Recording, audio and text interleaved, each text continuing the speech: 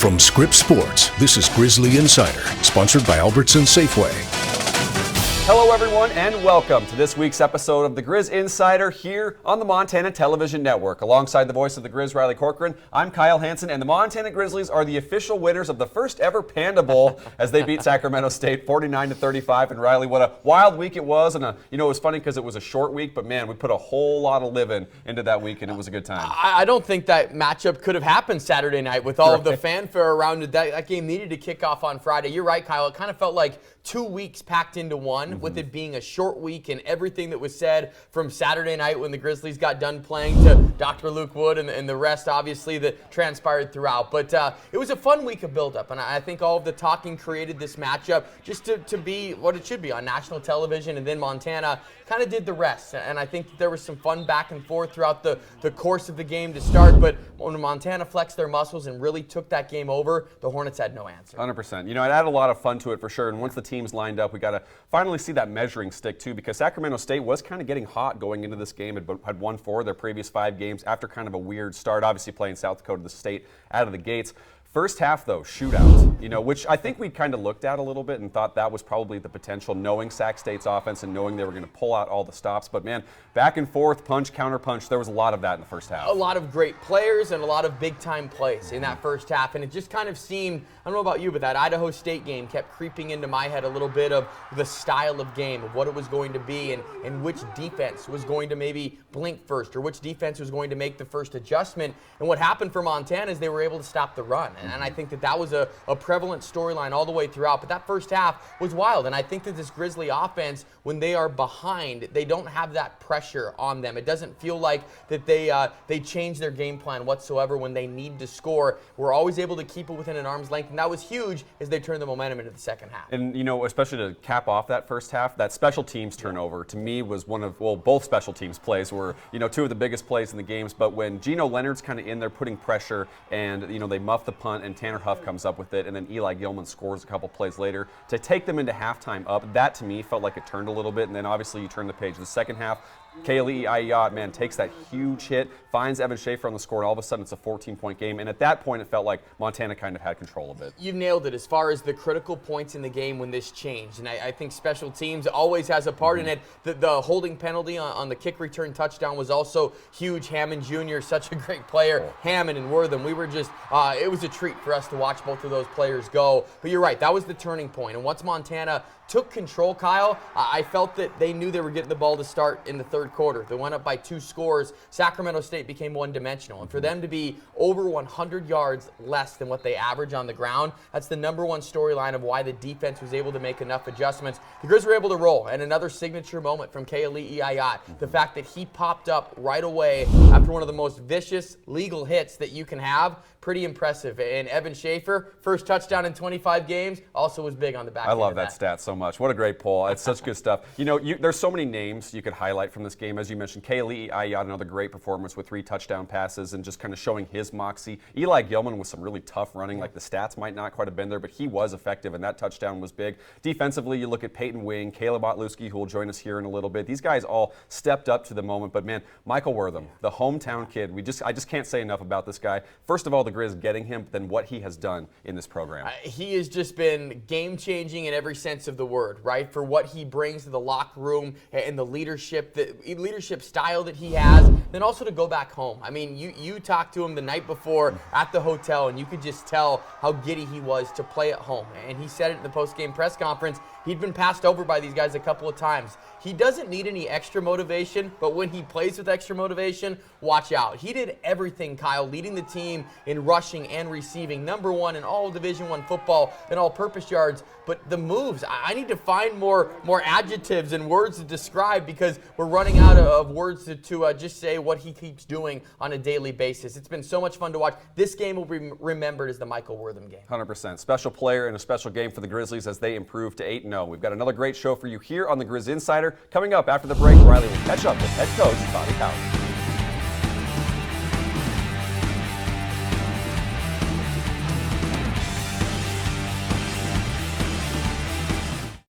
Welcome back to Grizzly Insider, sponsored by Albertson Safeway. Welcome back to the Griz Insider as Montana went on the road for their first Friday night regular season game since 2002, and they came away with a big victory over Sacramento State, 49-35, improving to 8-0. Head coach Bobby Hauck here to talk about it. Coach, I tell you what, with the short week, you guys managed it very well, came out of the gates. Just kind of your overall thoughts from a dominant win on the road at Sacramento. Well, the credit goes to our players and our assistant coaches. They did a great job of getting ahead of the calendar last week. Our prep was great. And we went down there, and we played pretty well. We didn't play great, but we played pretty well. Right now, as you're sitting at 8-0, and we've talked with you each and every week about it, about the ceiling for this team is really high, and putting together your best game yet hasn't happened. How much optimism does that give you as a coach that you're still 8-0 and you haven't put your best game together yet? Well, you and I get a chance to talk about that exact thing, kind of week in, week out. Where do I see it? And I still think we can keep getting better. We're still coming together as a team. I think we're really close to just rolling. We're doing a lot of good things, obviously. You don't get to 8-0 without doing that. And as I said, our guys play hard, they're physical.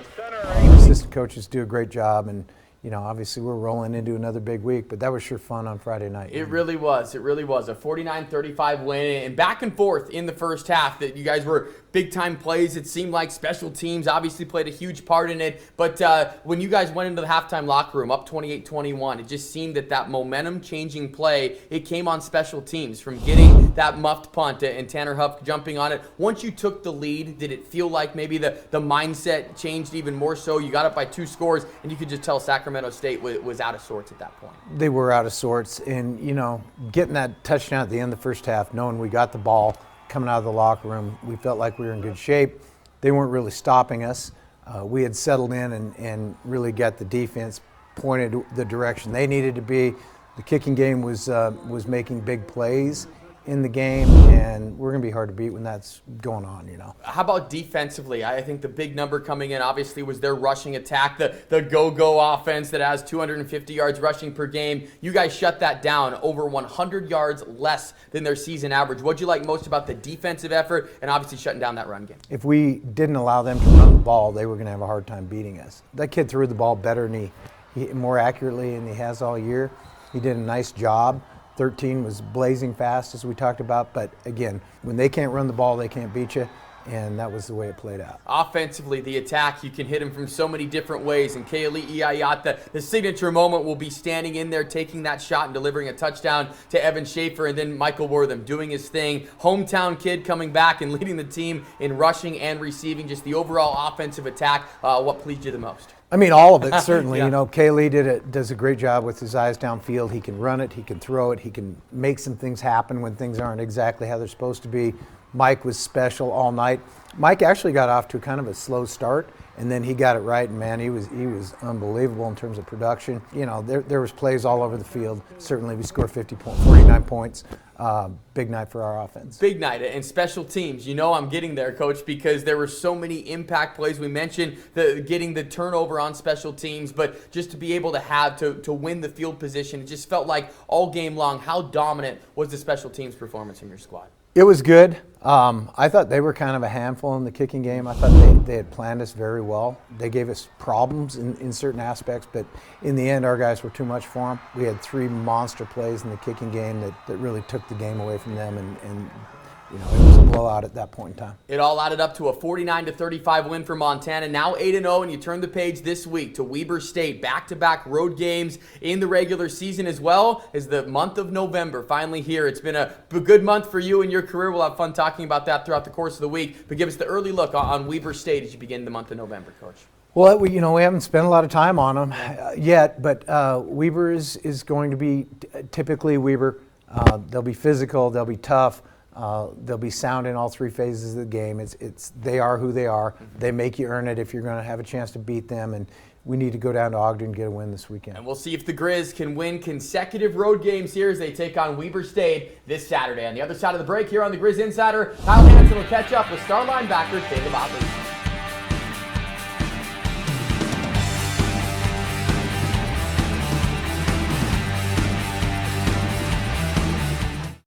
Welcome back to Grizzly Insider, sponsored by Albertson Safeway. And welcome back into the Griz Insider, and we're very excited to be joined by redshirt sophomore linebacker Caleb Otlewski, who had a big game in Montana's win over Sacramento State. So Caleb, thank you so much for being here. And a couple days removed from the game, and obviously there was a lot of chatter before the game, but you guys walked in and obviously really dominated that second half to get this win. Just walk me through what's going through your mind and how it felt to get that win. Well, thank you for having me. I think we just had a great time just working together. I think we all just bonded together and played for the guys in maroon or white on Saturday, but I think we just kept our head down and didn't listen to the noise and just kept playing hard. For you guys, it really kind of tailored two halves, right? Because we knew Sacramento State's offense was fast, right? Trying to catch those guys was probably like, you deal with it every Saturday, but it was probably a challenge. But second half, you guys really dialed in, and honestly, late in the second quarter, you did. What flipped for you guys, and how are you guys able maybe to kind of stop that offense a little bit more? I think we just kept playing fast and just tried to stop the run. I feel like our big emphasis this week was kind of just trying to stop the run. I think Coach Coop was calling some pretty good plays. I just feel like he just knew exactly what was going to happen every single play. And we just came out that second half just on fire, knowing that we're not done yet. The game's not over. We just, didn't want to have to be fighting back in the fourth quarter, Not wait until the last second to fight back and stuff like that, and just keep rolling. For you, Caleb, too, obviously, so late in the game, Sacramento State, they're kind of in it a little bit, right? They're, kind of getting a little frenetic to try and get back in the game. They get the turnover, but then on the flip side, you get the interception, which leads to Malai's touchdown. Walk me through what you were seeing on that interception, and obviously that was the third one of your career here at Montana. So we had a play, basically where, just drop back into the middle of the field. And honestly, I don't know why the quarterback threw it right there, to be honest. I was obviously covering him. You were pretty open. I was wide open. He threw it right to me. And I caught the ball, and I tried to run it to the end zone, but instead I tried to run to two brick walls and got tackled. But, just setting up the offense to just get the go-ahead, just let's win, let's beat the Hornets. So, I don't know. I just think that was just great play for me in the game and just a great play for our defense and good call from Coach Coop, Caleb, for you too, coming into this year, what was the differences like? Because you entered this year as Montana's leading return tackler, had a couple of starts under your belt. What was it like for you kind of coming back as a veteran and having a lot of playing experience, but also with a lot of new guys around you as the defense was kind of learning each other, but then, to 8 games at this point, you guys have started to gel pretty well too? Well, I think just coming in this year with a bunch of new guys in the linebacker room, I think it was fun to come together with new brothers. And it's kind of like we got stepbrothers, and you're meeting your stepbrothers, and you're like, let's see what we could do to get better this season. Let's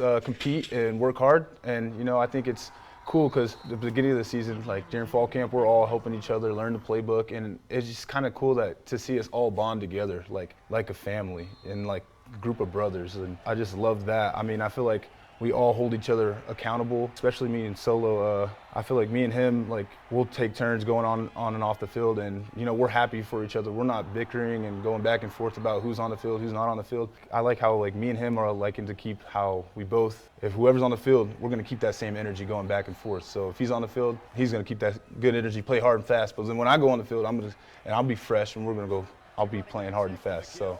I just enjoy that, how we're all just together, and no matter what, we're just going to get the job done, whoever's on the field, and we all have each other's backs. So. No doubt, and a lot of fun to watch. And last question for me, Caleb, just these couple of years at Montana, what has it been like for you? Because obviously growing up in Melissa, Texas, you're coming a long way away from home to come play here, and obviously different climates as well. A couple of years here at Montana, what stood out to you about it, and what's meant the most to you being a Grizzly? It's definitely the culture and just the fan base and how much people love the Griz, and how much football is really taken serious out here. I don't think I've been to I couldn't say at San Diego State, just the culture and the fan base is as loving and supportive of the Griz here.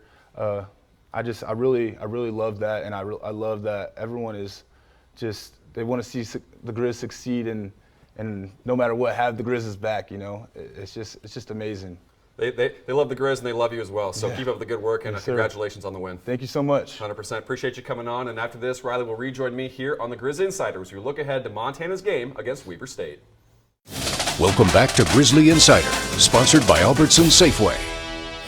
Welcome back to the Griz Insider, and now we turn the page to the 9th game of the season for the Montana Grizzlies as they get set to take on an old foe and an old rival in the Weber State Wildcats as they head down to Ogden, Utah later this week. And Riley, this will be an interesting game because Weber not quite having a very good season this year, and they've kind of taken a little bit of a step back, but the Wildcats have beaten the Grizzlies in the last 3 meetings. So for Montana looking for their first win over Weber in 6 years. Yeah, that's amazing off of the top, especially with Weber State struggles. And Kyle, the first word that comes to mind is revenge. I mean, the revenge tour returns for Montana. North Dakota was the first one on that list. They were able to get that done by the slimmest of margins. Now you have Weber State and, of course, the neighbors in Montana State in a couple of weeks. But, yeah, Weber State, they've really struggled in the Mickey Mantle era. It's not the same when Jay Hill was there, where they were competing for Big Sky Conference championships. I think back-to-back weeks of Sacramento State and Weber State, it's good for us to reflect and say, man, the league was really strong when both Sac State and Weber State were competing for conference titles. They're far away from that right now and just dealing with a ton of injuries on top of it. They don't quite have that home field advantage that they've had in years past.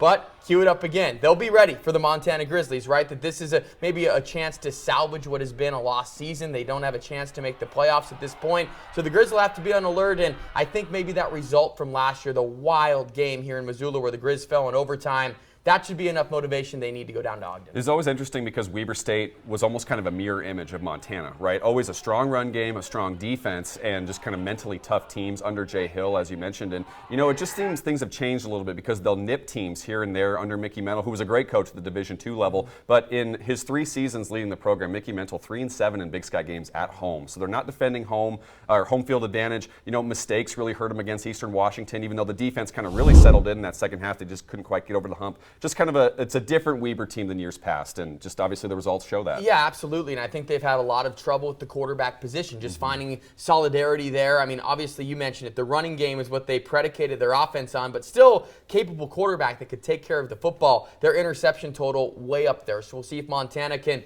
take advantage of that here this weekend. But that's kind of the fundamentals of a good team, right? Taking care of the football, doing the little things right. That's kind of what's the areas where Weber State has struggled so far this season. And as you look around the Big Sky Conference, another big week happening and then also another big week up ahead. And, you know, kind of interesting how these results are shaking out. But as we've kind of talked about ad nauseum, really a 3-team race looking for this championship in the conference. Yeah, and I think that the storyline coming out of the Big Sky now, Kyle, is there only going to be 3 playoff teams? You can make that argument. Northern Arizona firmly in that 4th spot right now. They will play a Friday night game this week against Idaho. Idaho will see if they can ruin Northern Arizona's season. But Sacramento State plays Eastern Washington. That's more of an elimination game. But it's a 3-team race. 3 teams are unbeaten. It'll be fun and interesting. It's wild how the schedule works out. Grizz, of course, don't play UC Davis. Davis plays the Cats in the second to last week. We all know what's waiting on November 22nd. So all 3 of those top teams were able to survive road tests last weekend.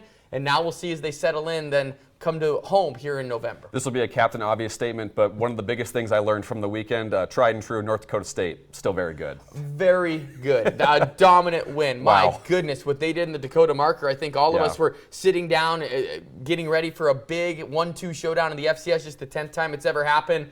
Yeah, North Dakota State is ahead of the field by a long shot right now. It's up to everyone else to try and trim the gap, but at least in the Missouri Valley, no one's touching the Bison right 100%, now. especially to do that on the road. It was a special performance, and the Bison are very much the team to beat in the FCS right now. We'll go ahead and take a quick break, but we'll be right back to wrap up the Griz Insider after this.